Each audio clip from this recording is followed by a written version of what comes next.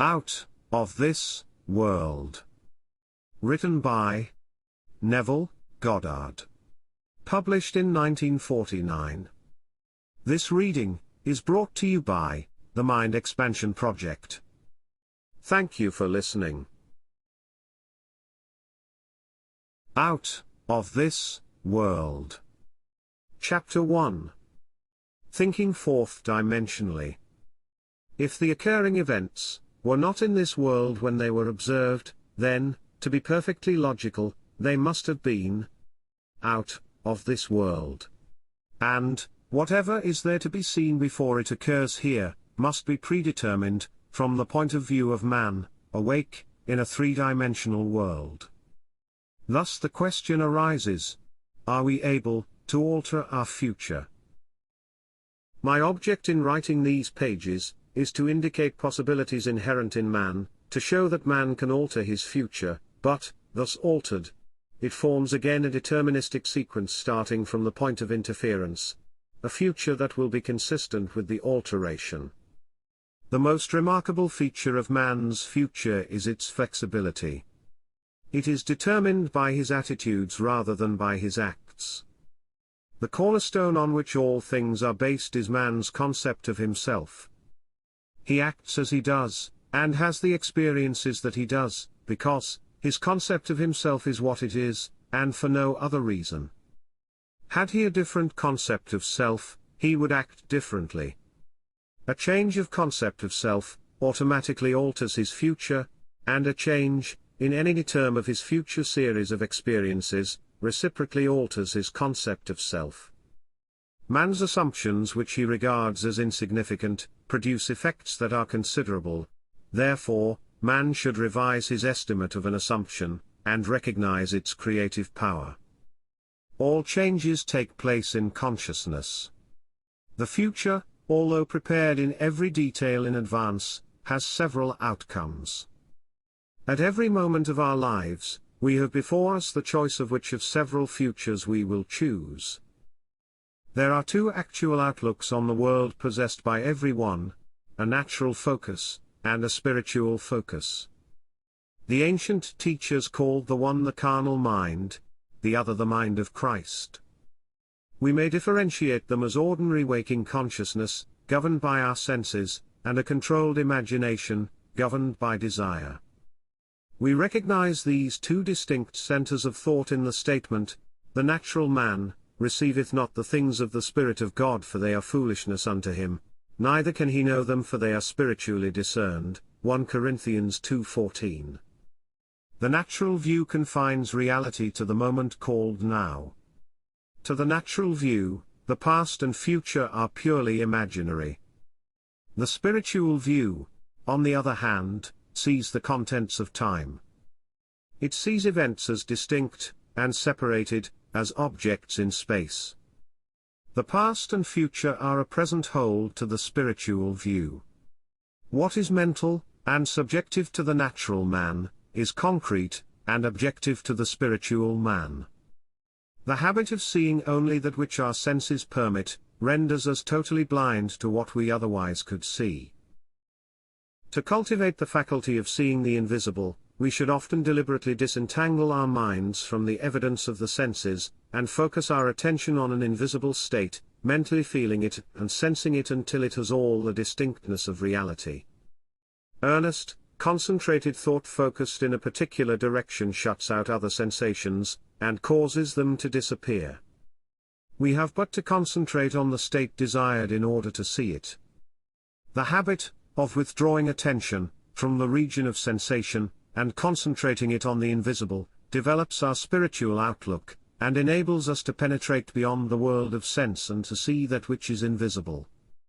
For the invisible things of him from the creation of the world are clearly seen, Romans 1:20.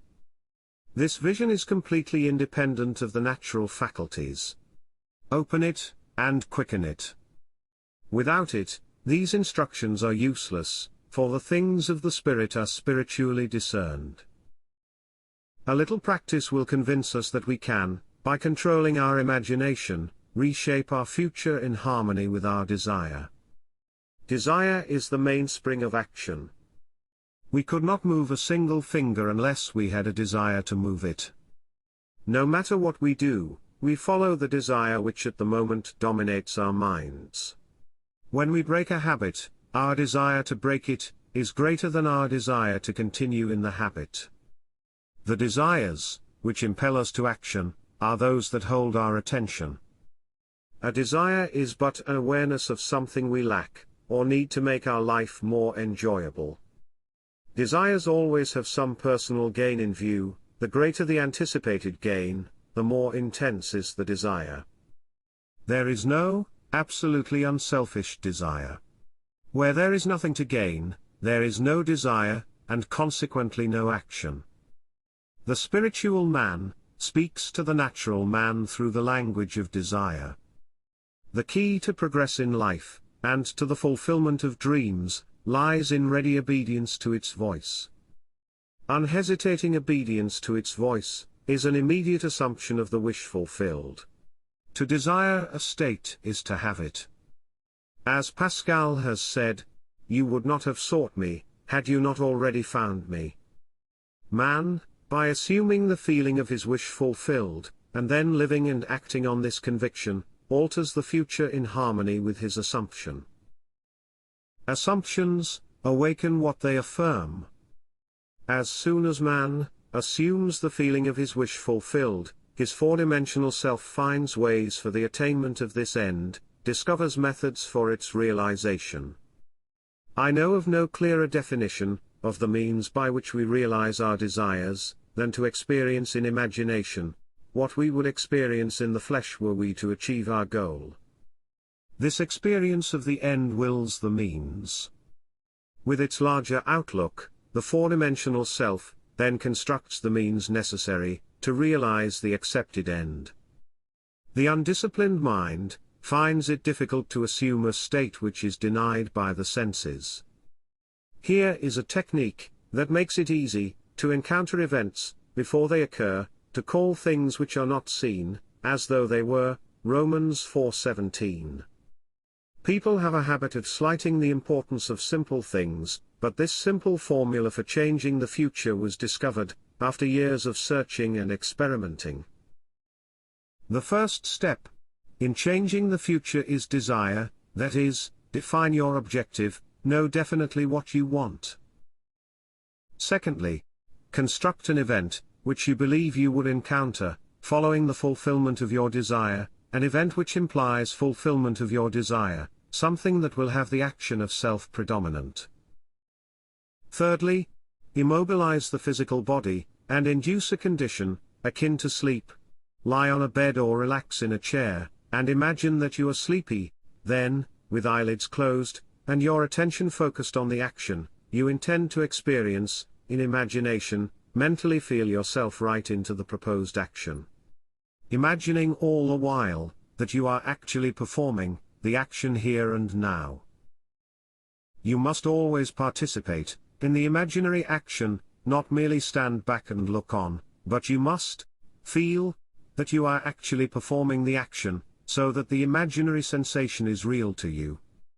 It is important always to remember that the proposed action must be one which follows the fulfillment of your desire, and, also, you must feel yourself into the action until it has all the vividness and distinctness of reality. For example, suppose you desired promotion in office. Being congratulated would be an event you would encounter following the fulfillment of your desire. Having selected this action as the one you will experience in imagination, immobilize the physical body, and induce a state akin to sleep, a drowsy state, but one in which you are still able to control the direction of your thoughts, a state in which you are attentive without effort. Now, imagine that a friend is standing before you. Put your imaginary hand into his. First, feel it to be solid and real, then carry on an imaginary conversation with him in harmony with the action. Do not visualize yourself at a distance in point of space, and at a distance in point of time being congratulated on your good fortune. Instead, make elsewhere here, and the future, now. The future event is a reality now in a dimensionally larger world, and, oddly enough, now in a dimensionally larger world, is equivalent to here, in the ordinary three-dimensional space of everyday life. The difference between feeling yourself in action, here and now, and visualizing yourself in action, as though you were on a motion picture screen, is the difference between success and failure. The difference will be appreciated if you will now visualize yourself climbing a ladder. Then, with eyelids closed, imagine that a ladder is right in front of you, and feel you are actually climbing it. Desire, physical immobility, bordering on sleep, and imaginary action, in which self-feeling predominates, here and now, are not only important factors in altering the future, but they are essential conditions in consciously projecting the spiritual self. If, when the physical body is immobilized, we become possessed of the idea to do something, and imagine that we are doing it here and now and keep the imaginary action feeling going right up until sleep ensues, we are likely to awaken out of the physical body, to find ourselves in a dimensionally larger world, with a dimensionally larger focus, and actually doing what we desired and imagined we were doing in the flesh. But whether we awaken there or not, we are actually performing the action in the fourth-dimensional world, and we will reenact it in the future, here in the third-dimensional world. Experience has taught me to restrict the imaginary action, to condense the idea which is to be the object of our meditation into a single act, and to reenact it, over and over again until it has the feeling of reality. Otherwise, the attention will wander off along an associational track, and hosts of associated images will be presented to our attention. In a few seconds they will lead us hundreds of miles away from our objective, in point of space, and years away in point of time. If we decide to climb a particular flight of stairs, because that is the likely event to follow the realization of our desire, then we must restrict the action to climbing that particular flight of stairs. Should our attention wander off, we must bring it back to its task of climbing that flight of stairs, and keep on doing so until the imaginary action has all the solidity and distinctness of reality. The idea must be maintained in the field of presentation, without any sensible effort on our part. We must, with the minimum of effort, permeate the mind with the feeling of the wish fulfilled. Drowsiness facilitates change, because it favors attention without effort, but it must not be pushed to the stage of sleep, in which we shall no longer be able to control the movements of our attention, but rather a moderate degree of drowsiness in which we are still able to direct our thoughts. A most effective way to embody a desire is to assume the feeling of the wish fulfilled, and then, in a relaxed and sleepy state, repeat over and over again, like a lullaby, any short phrase which implies fulfillment of our desire, such as thank you, as though we addressed a higher power, for having done it for us. If, however, we seek a conscious projection into a dimensionally larger world, then we must keep the action going right up until sleep ensues. Experience in imagination, with all the distinctness of reality, what would be experienced in the flesh, were you to achieve your goal, and you shall, in time, meet it in the flesh as you met it in your imagination.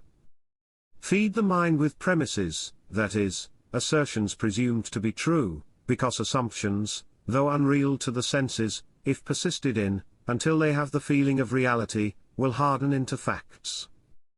To an assumption, all means which promote its realization are good. It influences the behavior of all by inspiring in all the movements, the actions, and the words which tend towards its fulfillment. To understand how man molds his future, in harmony with his assumption, we must know what we mean by a dimensionally larger world, for it is to a dimensionally larger world that we go to alter our future. The observation of an event, before it occurs, implies that the event is predetermined from the point of view of man, in the three-dimensional world. Therefore, to change the conditions here in the three dimensions of space, we must first change them in the four dimensions of space. Man does not know exactly what is meant by a dimensionally larger world, and would no doubt deny the existence of a dimensionally larger self. He is quite familiar with the three dimensions of length, width, and height, and he feels that if there were a fourth dimension, it should be just as obvious to him as the dimensions of length, width, and height. A dimension is not a line, it is any way in which a thing can be measured, that is entirely different from all other ways. That is, to measure a solid fourth dimensionally, we simply measure it, in any direction, except that of its length, width, and height. Is there another way of measuring an object, other than those of its length, width, and height? Time measures my life, without employing the three dimensions of length, width, and height. There is no such thing as an instantaneous object. Its appearance and disappearance are measurable. It endures for a definite length of time. We can measure its lifespan, without using the dimensions of length, width, and height. Time is definitely a fourth way of measuring an object. The more dimensions an object has, the more substantial and real it becomes. A straight line, which lies entirely in one dimension, acquires shape, mass and substance by the addition of dimensions. What new quality would time, the fourth dimension, give which would make it, just as vastly superior, to solids, as solids are to surfaces, and surfaces are to lines? Time is a medium for changes, in experience, because all changes take time. The new quality is changeability. Observe that if we bisect a solid, its cross-section will be a surface. Bisecting a surface, we obtain a line, and bisecting a line, we get a point. This means that a point is but a cross-section of a line, which is, in turn, but a cross-section of a surface, which is, in turn, but a cross-section of a solid, which is, in turn, if carried to its logical conclusion, but a cross-section of a four-dimensional object. We cannot avoid the inference that all three-dimensional objects are but cross-sections of four-dimensional bodies. Which means, when I meet you, I meet a cross-section of the four-dimensional you, the four-dimension self that is not seen. To see the four-dimensional self, I must see every cross-section, or moment of your life, from birth to death, and see them all as coexisting. My focus should take in the entire array of sensory impressions, which you have experienced on Earth plus those you might encounter. I should see them, not in the order in which they were experienced by you, but as a present whole. Because change is the characteristic of the fourth dimension, I should see them in a state of flux as a living, animated whole. If we have all this clearly fixed in our minds, what does it mean to us, in this three-dimensional world? It means that, if we can move along time's length, we can see the future, and alter it as we so desire. This world, which we think so solidly real, is a shadow, out of which and beyond which we may at any time pass. It is an abstraction, from a more fundamental, and dimensionally larger world, a more fundamental world abstracted, from a still more fundamental, and dimensionally larger world, and so on to infinity. The absolute is unattainable, by any means or analysis, no matter how many dimensions we add to the world.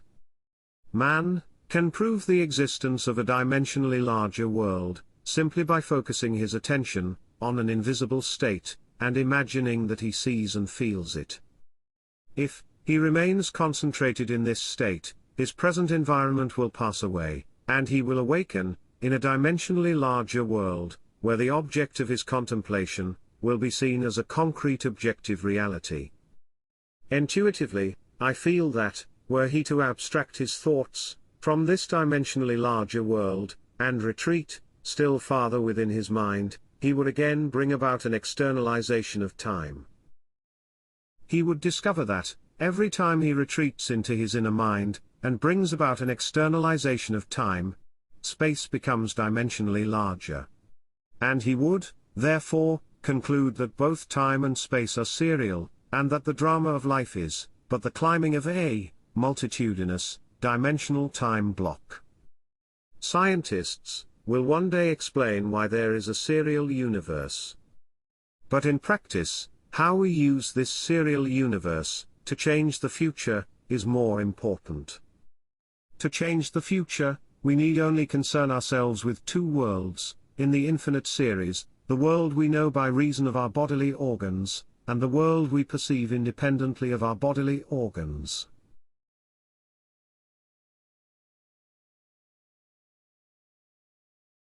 Chapter 2. Assumptions become facts.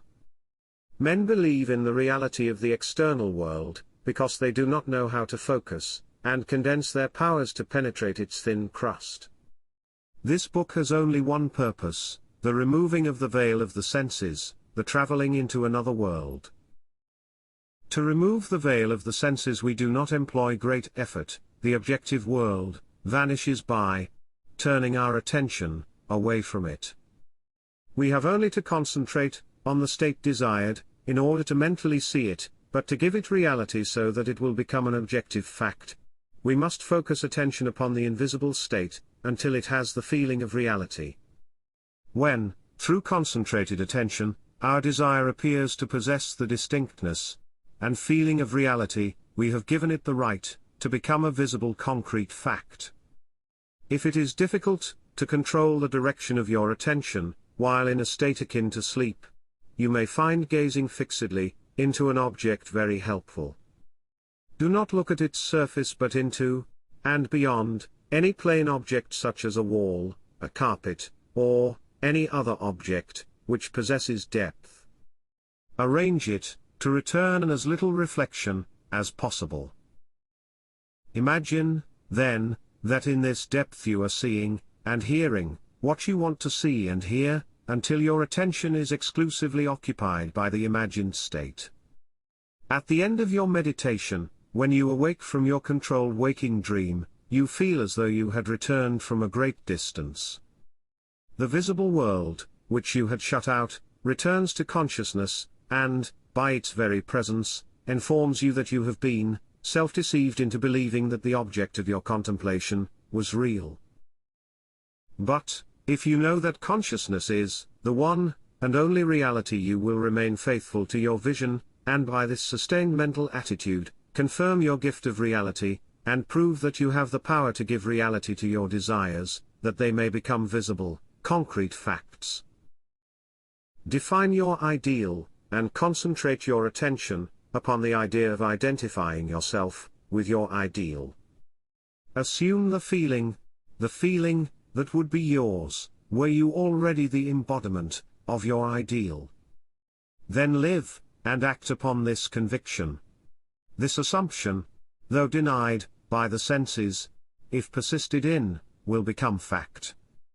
You will know when you have succeeded in fixing the desired state in consciousness by simply looking mentally at the people you know. In dialogues with yourself, you are less inhibited and more sincere than in actual conversations with others. Therefore, the opportunity for self-analysis arises when you are surprised by your mental conversations with others. If you see them as you formerly saw them, you have not changed your concept of self, for all changes of concepts of self result in a changed relationship to your world. In your meditation, allow others to see you as they would see you were this new concept of self a concrete fact. You always seem to others an embodiment of the ideal you inspire.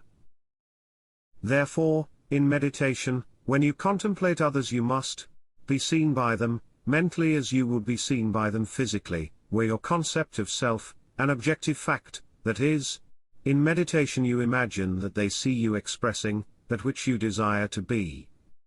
If you assume that you are what you want to be, your desire is fulfilled, and, in fulfillment, all longing is neutralized. You cannot continue desiring what you have already realized. Your desire is not something you labor to fulfill, it is recognizing something you already possess. It is assuming the feeling of being that which you desire to be. Believing and being are one.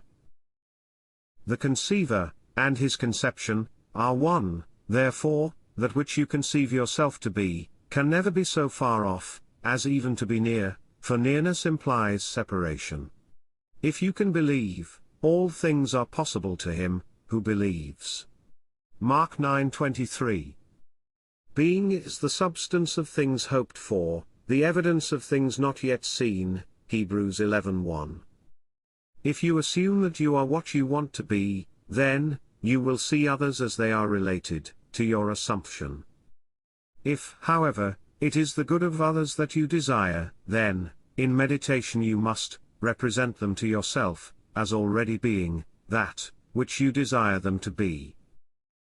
It is through desire that you rise above your present sphere, and the road from longing to fulfillment is shortened, as you experience in imagination what you would experience in the flesh, were you already the embodiment of the ideal you desire to be. I have stated that man has at every moment of time the choice before him, which of several futures he will encounter, but the question arises: how is that possible, when the experiences of man, awake in the three-dimensional world, are predetermined? As his observation of an event before it occurs implies.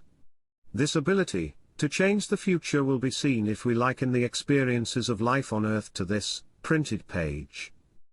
Man experiences events on earth singly, and successively, in the same way that you are now experiencing the words of this page. Imagine that every word on this page represents a single sensory impression. To get the context, to understand the meaning, you focus your vision of the first word in the upper left-hand corner, and then move your focus across the page from left to right, letting it fall on the words singly and successively.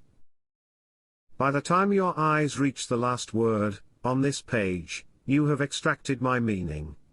Suppose, however, on looking at the page, with all the printed words thereon equally present, you decided to rearrange them. You could, by rearranging them, tell an entirely different story. In fact, you could tell many different stories.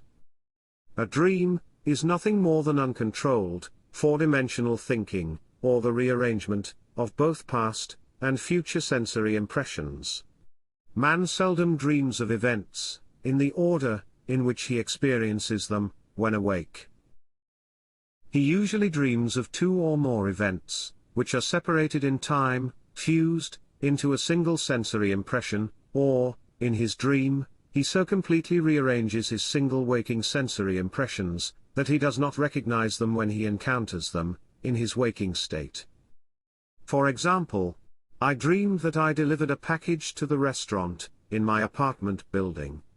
The hostess said to me, "You can't leave that there," whereupon the elevator operator gave me a few letters, and as I thanked him for them, he, in turn, thanked me. At this point, the night elevator operator appeared, and waved a greeting to me.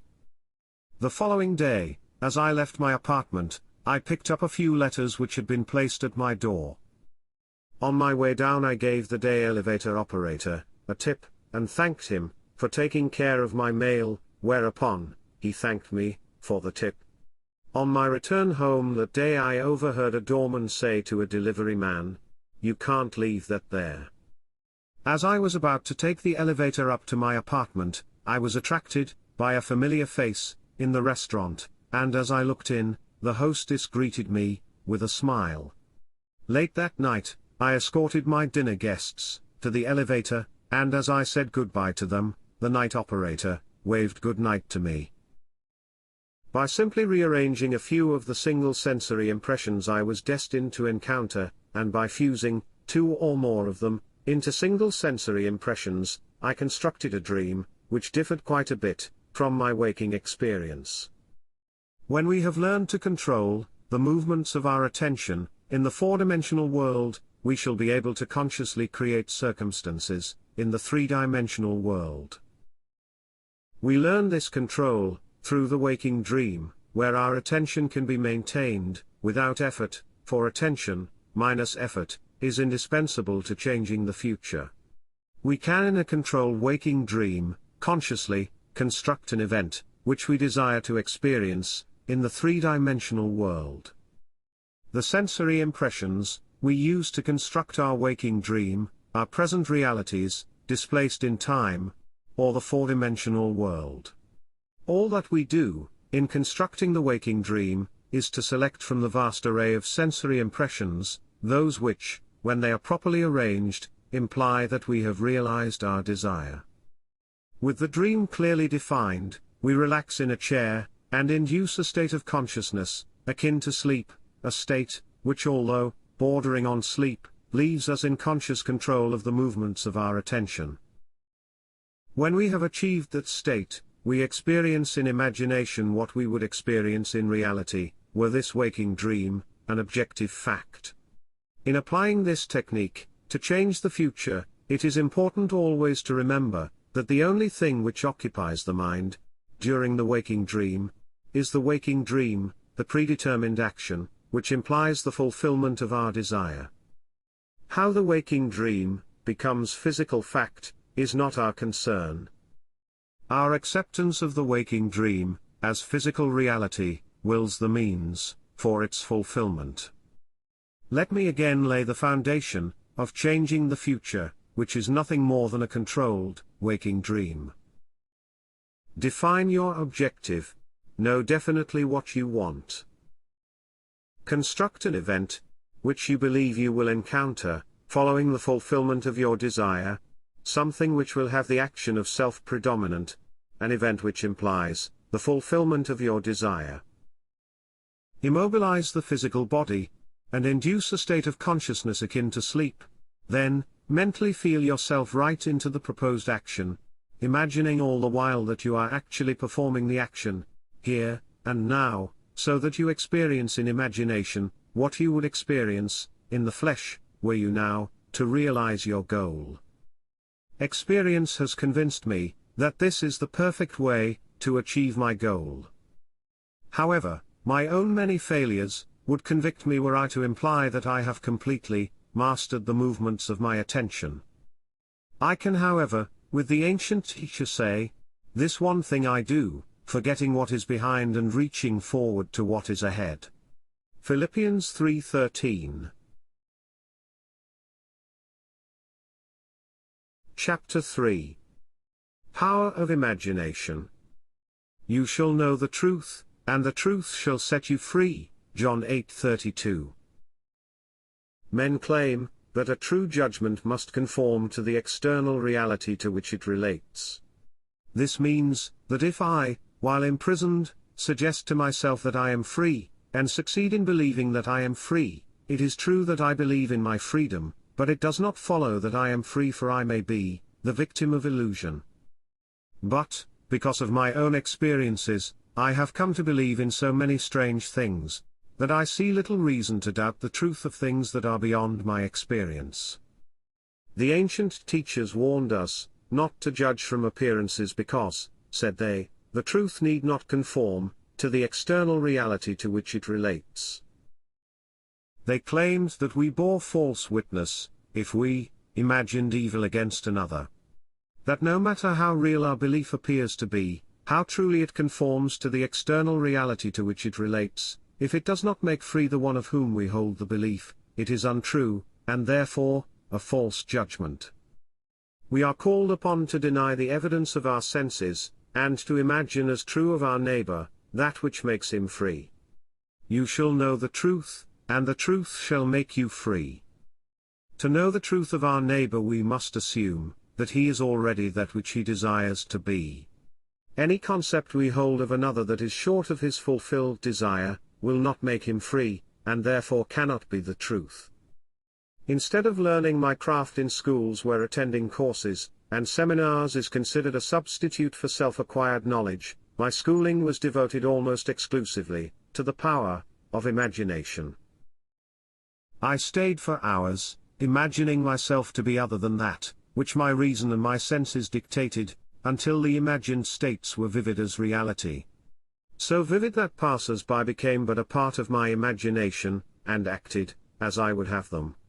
By the power of imagination, my fantasy led theirs, and dictated to them their behavior, and the discourse they held together, while I was identified with my imagined state.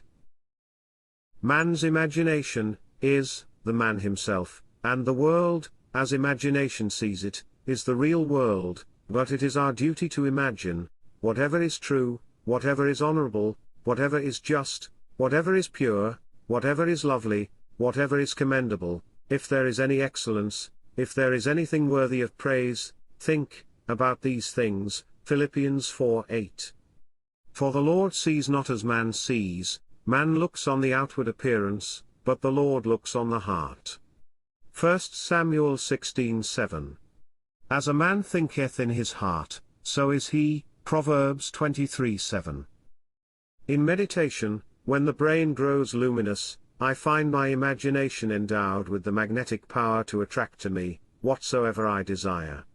Desire is the power imagination uses to fashion life about me as I fashion it within myself. I first desire to see a certain person or scene, and then I look as though I were seeing that which I want to see, and the imagined state becomes objectively real.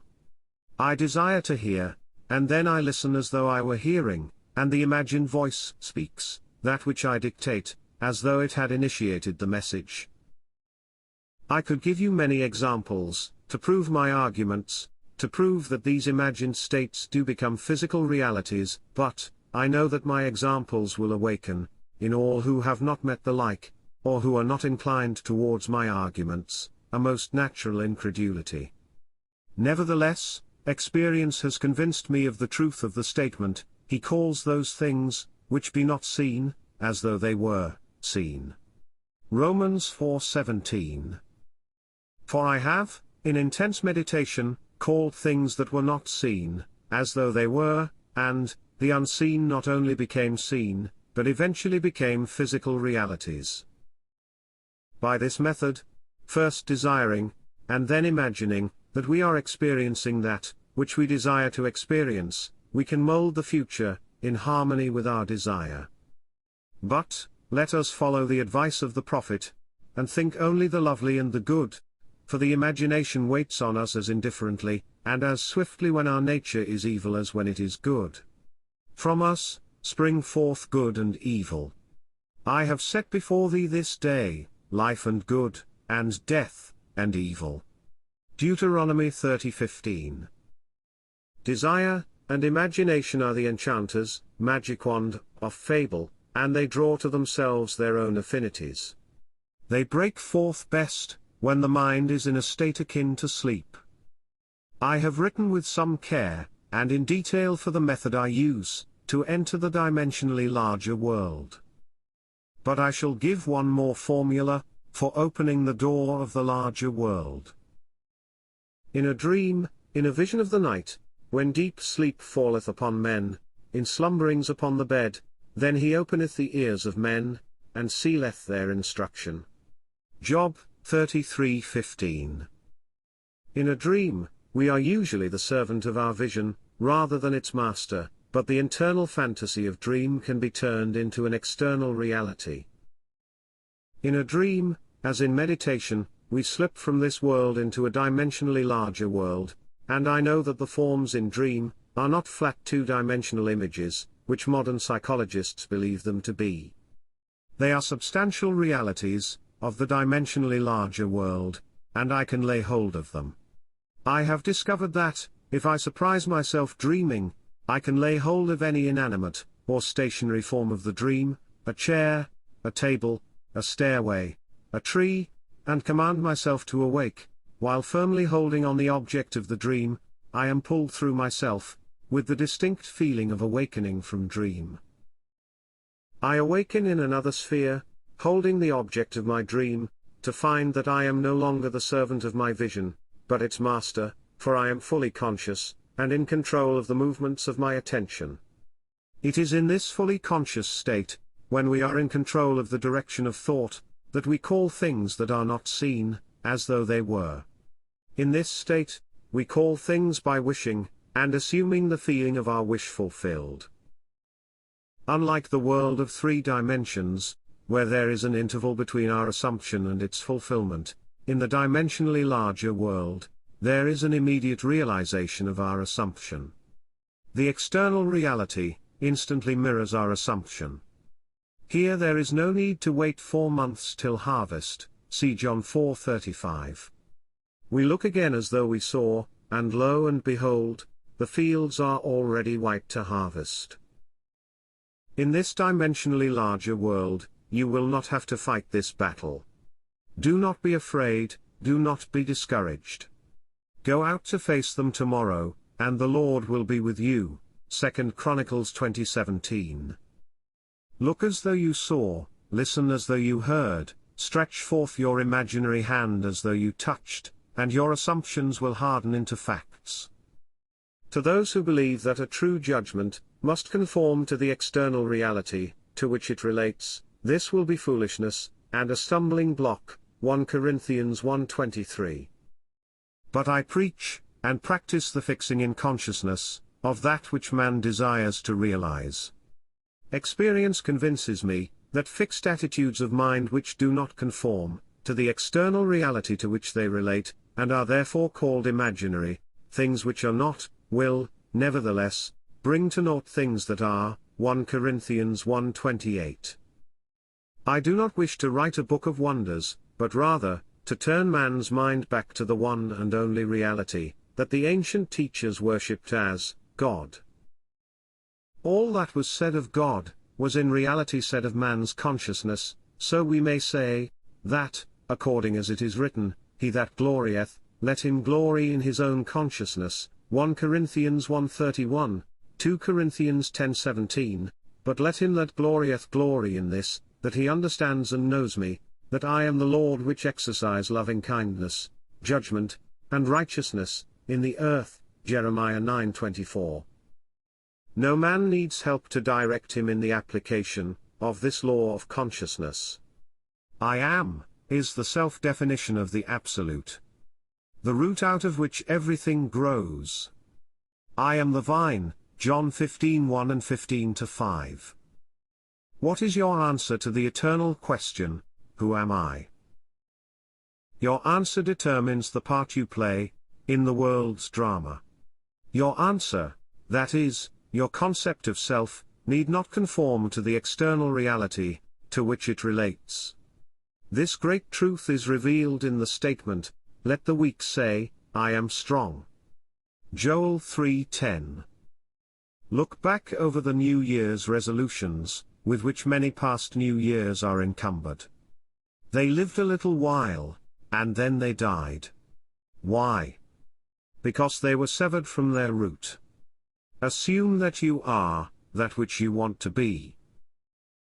Experience in imagination what you would experience in the flesh, were you already that which you want to be. Remain faithful to your assumption, so that you define yourself as that which you have assumed. Things have no life if they are severed from their roots, and our consciousness, our I amness, is the root of all that springs in our world. For if you do not believe that I am He, you will die in your sins. John 8:24, that is, if I do not believe that I am already that which I desire to be, then I remain as I am, and die in my present concept of self. There is no power, outside of the consciousness of man, to resurrect, and make alive that which man desires to experience. That man, who is accustomed to call up at will, whatever images he pleases, will be, by virtue of the power of his imagination, the master of his fate. I am the resurrection, and the life.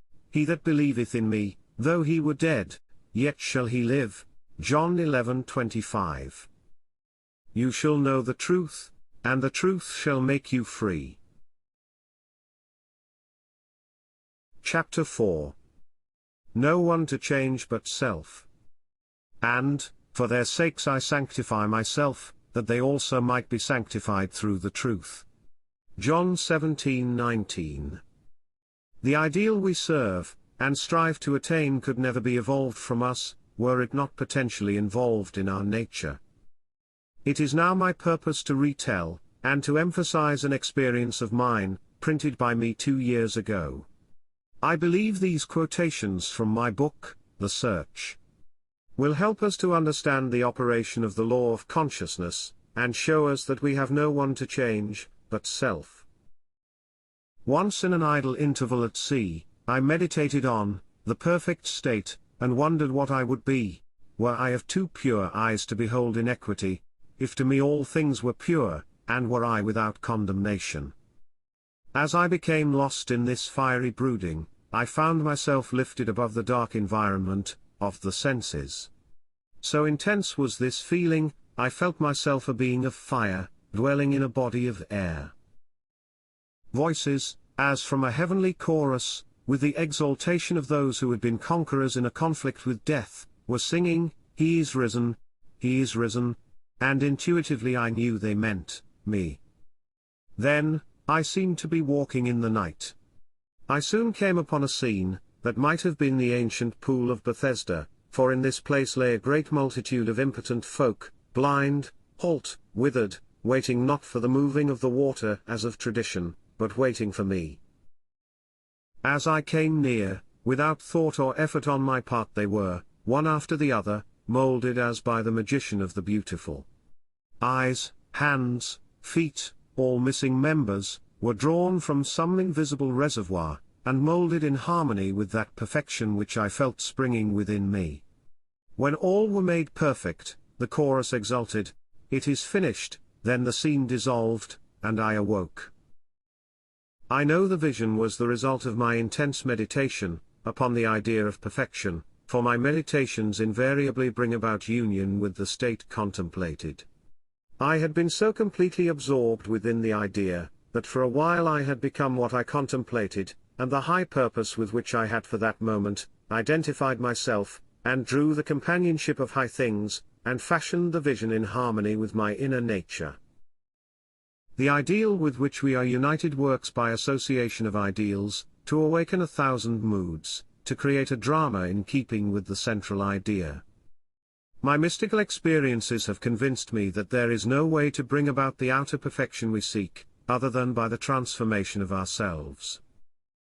In the divine economy, nothing is lost. We cannot lose anything, save by descent from the sphere where the thing has its natural life. There is no transforming power in death, and, whether we are here or there, we fashion the world that surrounds us, by the intensity of our imagination and feeling, and we illuminate or darken our lives, by the concepts we hold of ourselves. Nothing is more important to us, than our conception of ourselves, and especially is this true of our concept of the dimensionally great one within us. Those who help or hinder us, whether they know it or not, are the servants of that law, which shapes outward circumstances in harmony with our inner nature. It is our conception of ourselves, which frees or constrains us, though it may use material agencies to achieve its purpose. Because life molds the outer world, to reflect the inner arrangement of our minds, there is no way of bringing about the outer perfection we seek, other than by the transformation of ourselves. No help cometh from without. The hills to which we lift our eyes, are those of an inner range. It is thus to our own consciousness, that we must turn as to the only reality, the only foundation on which all phenomena can be explained. We can rely absolutely on the justice of this law, to give us only that which is of the nature of ourselves. To attempt to change the world, before we change our concept of ourselves, is to struggle against the nature of things. There can be no outer change, until there is first an inner change. As within, so without.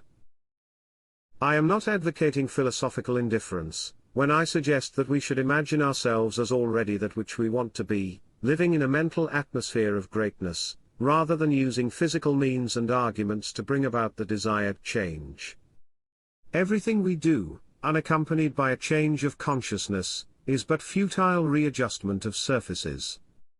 However we toil or struggle, we can receive no more than our assumptions affirm.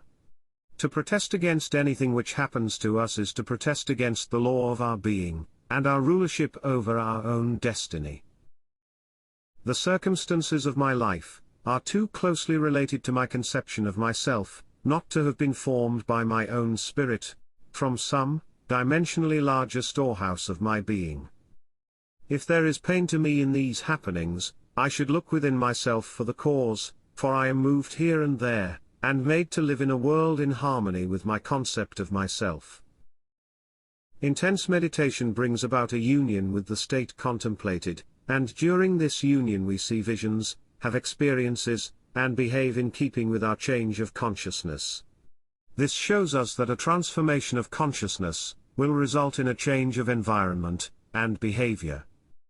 All wars prove that violent emotions are extremely potent in precipitating mental rearrangements. Every great conflict has been followed by an era of materialism and greed, in which the ideals for which the conflict ostensibly were waged are submerged. This is inevitable, because war evokes hate, which impels a descent in consciousness from the plane of the ideal to the level where the conflict is waged. If we could become as emotionally aroused over our ideals, as we become over our dislikes, we would ascend to the plane of our ideal as easily as we now descend to the level of our hates. Love and hate have a magical transforming power, and we grow through their exercise into the likeness of what we contemplate. By intensity of hatred we create in ourselves the character we imagine in our enemies.